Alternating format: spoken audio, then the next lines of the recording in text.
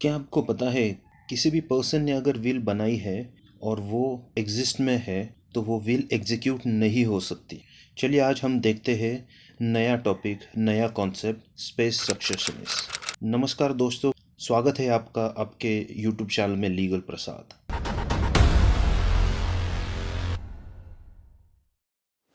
आज हम टॉपिक देखने वाले हैं स्पेस सक्सेशनिस्ट। तो ये स्पेस सक्सेशनिस्ट होता क्या है? स्पेस मतलब होप। कोई भी प्रॉपर्टी है तो उसका जो है वो ट्रांसफ़र सक्सेशन से होने वाला है। तो वो जो प्रॉपर्टी मिलने वाली है, इस बात की इच्छा होना या फिर ये बात फ्यूचर में होना, ये एक होप होना, उसे क्या कहा जाता है? स्पेस। और स्पेस सक्सेशनिस्ट मतलब क्या है? Chance of succession. मतलब वो एलिजिबिलिटी है या फिर कोई भी चांस है जहाँ पे फादर है, फादर की प्रॉपर्टी है, वो अगर ट्रांसफ़र होती है उसके सन के पास तो वो होता है सक्सेशन। लेकिन ये कब पॉसिबल है? जब तक फादर एग्जिस्ट में है तब तक ये पॉसिबल नहीं है। चाहे कोई भी विल बनाया हो, ये पॉसिबल नहीं है। तो यही है space succession, hope of succeeding the property. मतलब कोई भी सन है उसको एक होप है कि जब फादर की डेथ हो जाएगी तो उनका जो प्रॉपर्टी है वो थ्रू सक्सेशन उसके पास, सन के पास ट्रांसफ़र होगा। तो सेक्शन 6A जो है ट्रांसफ़र ऑफ प्रॉपर्टी एक्ट का क्या कहता है? ऐसे कुछ चीज़ें हैं, ऐसी कुछ प्रॉपर्टी है या ऐसे कुछ सिनारियो है जहाँ पे प्रॉपर्टी ट्रांसफ़र नहीं की जा सकती। तो पहला क्या है? Chance of an heir succeeding to an state. जैसा कि मैंने पहले बोला था कि विल बनाया है लेकिन फादर एग्जिस्टेंस में है तो वो विल एग्जीक्यूट नहीं हो सकती। ये विल कब एग्जीक्यूट होगी? जब फादर की डेथ होगी, तो उसके बाद ये विल एग्जीक्यूट में आएगा और तभी सन को ये उसका प्रॉपर्टी मिलेगा। The chance of a relation of obtaining a legacy, a gift bye will on death of kinsman. जैसा हमने पहले भी डिस्कस किया था, विल का एग्जीक्यूशन जो है वो फादर के डेथ होने के बाद ही। तो यही बेसिक कॉन्सेप्ट है स्पेस सक्सेशन इसका। जब तक फादर एग्जिस्ट में है तब तक वो ट्रांसफ़र नहीं होगा। जैसे फादर की डेथ हो जाती है तभी जो कुछ प्रॉपर्टी है वो थ्रू सक्सेशन उसके सन को, फादर का प्रॉपर्टी उसके सन को ट्रांसफ़र हो जाएगा। आइए हम समझते हैं एक केस लॉ के जरिए। तो ये केस लॉ क्या कहता है? ये केस लॉ है करबाका ताची वर्सेस नगारा तिनाताची। ये 1965 का केस है। यहाँ पे क्या हुआ है, एक पर्सन है, उसके दो बीवियां थी, फर्स्ट वाइफ और सेकंड वाइफ। वो जो पर्सन है उसकी टोटल 10 एकड़ का प्रॉपर्टी था। तो ये 10 एकड़ की जो प्रॉपर्टी है इसका ओनर कौन था? ये हस्बैंड था। हस्बैंड का देहांत हो जाता है, हस्बैंड की डेथ हो जाती है।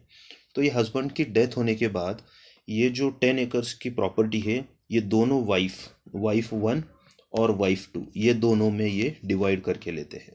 तो ये डिवाइड करते हैं, वाइफ 1 5 एकर्स प्रॉपर्टी लेती है और वाइफ 2 5 एकर्स लेती है। मतलब ये इक्वल डिस्ट्रीब्यूशन होता है।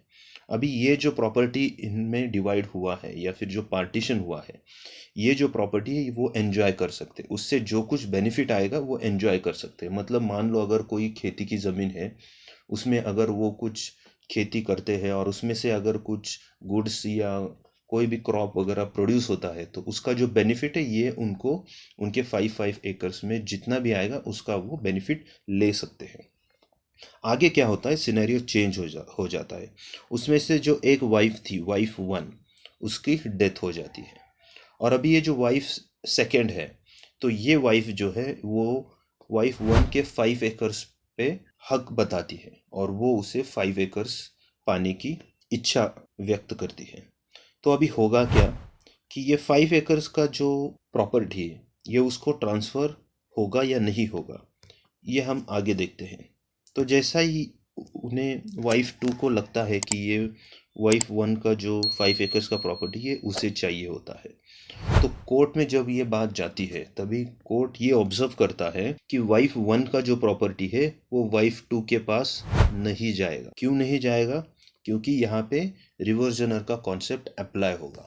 अब ये रिवर्जनर कॉन्सेप्ट क्या है वो भी हम शॉर्ट में देख लेते हैं। रिवर्जनर कॉन्सेप्ट में क्या होता है, मान लो फादर है, उसका एक सन है और ये सन की वाइफ है। फादर ने कोई भी प्रॉपर्टी सन के नाम कर दी है या सन के पास कोई भी प्रॉपर्टी ट्रांसफ़र किए या गई है। तो जब ये सन का डेथ होगा तभी ये प्रॉपर्टी जो है ये वाइफ के पास जाएगी। तो वाइफ उसका बेनिफिट एंजॉय कर सकते हैं, लेकिन वो प्रॉपर्टी ट्रांसफ़र नहीं कर सकते। मान लो अगर ये वाइफ का भी डेथ हो जाता है, तो ये जो प्रॉपर्टी है ये फिर से फादर को जाएगी। मतलब ये प्रॉपर्टी उस सोर्स के पास जाएगी जहाँ से ये प्रॉपर्टी सन के पास आई थी।